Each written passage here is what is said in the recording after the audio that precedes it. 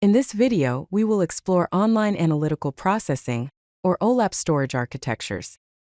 We will look at different approaches to organizing and storing analytical data. There are three main types of OLAP architectures, which are MOLAP, ROLAP, and HOLAP. MOLAP, which stands for Multidimensional Online Analytical Processing, stores data in specialized array-based structures optimized for analytical queries. Some of the key characteristics of MOLAP are pre-calculated aggregations stored in multidimensional arrays, fast query performance for complex analytical operations, it is optimized for read-heavy workloads, has efficient storage of sparse data, and data is pre-processed during cube building. Let's evaluate the advantages and disadvantages of multidimensional OLAP as a storage architecture. Some advantages of MOLAP are exceptional query performance for analytical operations, pre-calculated aggregations reduce computation at query time, optimized for complex multidimensional analysis, efficient handling of sparse data structures, and specialized indexing for dimensional hierarchies. Some disadvantages of MOLAP are higher storage requirements for pre-calculated aggregations, longer processing time during cube building phase, limited scalability with very large datasets, data refresh operations can be time-consuming, and proprietary storage formats with vendor lock-in risks. Here is an example of a MOLAP cube definition. We create a cube called sales, with dimensions, time, product and region and measures, revenue, units, and profit. It also includes aggregations like sum, average, minimum, and maximum. ROLAP, which stands for Relational Online Analytical Processing, leverages standard relational database technology to store and process analytical data. Some key characteristics of ROLAP are that it uses relational databases with star or snowflake schemas.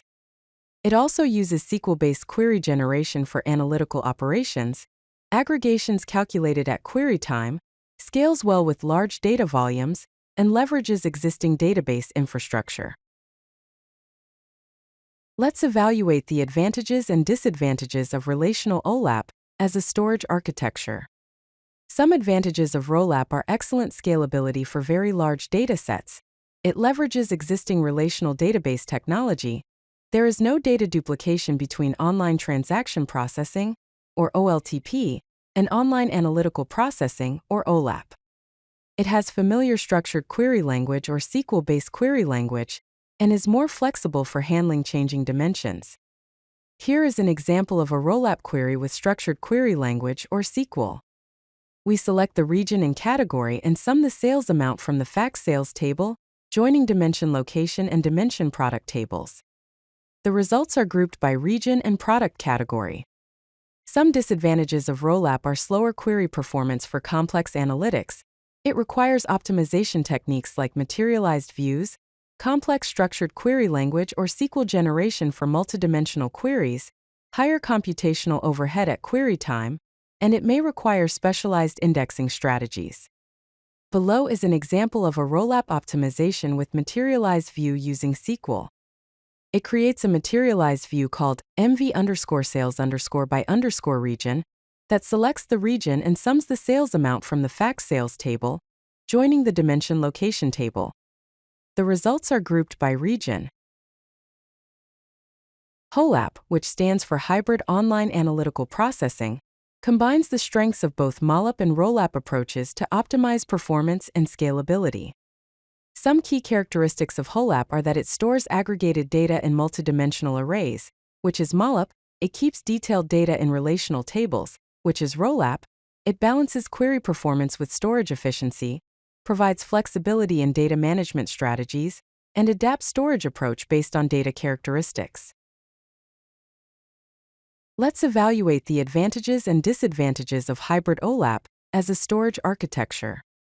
Some advantages of HOLAP are that it balances performance and scalability requirements, has fast query performance for aggregated data, which is MOLAP, efficient storage for detailed data, which is ROLAP, flexible data management approach, and can optimize based on usage patterns. Here is an example HOLAP configuration, where you configure HOLAP sales, setting the aggregation storage to MOLAP, detail storage to ROLAP, partition by time and aggregation levels to month and quarter. Some disadvantages of HOLAP are: it is a more complex architecture to implement and maintain, requires expertise in both MOLAP and ROLAP, has potential data synchronization challenges, higher administrative overhead, and may require specialized tools for management.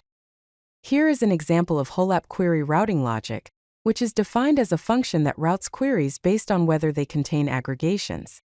If they do, it uses the MOLAP engine, otherwise it uses the ROLAP engine. Here is a comparison summary for choosing the right architecture between MOLAP versus ROLAP versus HOLAP. In terms of query performance, MOLAP is excellent, ROLAP is moderate, and HOLAP is good. In terms of scalability, MOLAP is limited, ROLAP is excellent, and HOLAP is good. In terms of storage efficiency, MOLAP is moderate, ROLAP is good, and HOLAP is good. In terms of implementation complexity, MOLAP is moderate, ROLAP is low, and HOLAP is high. In terms of data refresh speed, MOLAP is slow, ROLAP is fast, and HOLAP is moderate. In terms of best use case, MOLAP is best for complex analytics with moderate data volume. ROLAP is best for large data volumes with simpler queries, and HOLAP is best for mixed workloads with varying complexity. In conclusion, you should choose the online analytics processing or OLAP storage architecture based on your specific requirements for query performance, data volume, and analytical complexity. MOLAP excels at complex analytics, ROLAP handles large volumes efficiently, while HOLAP offers a balanced approach for organizations with diverse analytical needs.